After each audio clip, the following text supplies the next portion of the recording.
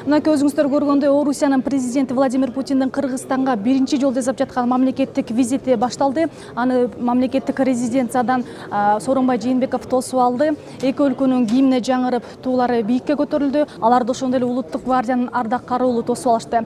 Азыр эки өлкө башчылары орус-кыргыз кызматташтыгын талкуулоо, тар чөйрөдө талкуулоо үчүн кирип кетишти. Что приехали к нам с государственным визитом, и кыргызстанцы вас знают и ценят ваши отношения с Российской Федерацией. И благодаря адаптации нашей страны к условиям Евразес. В том году несколько раз встретились на высокий уровень.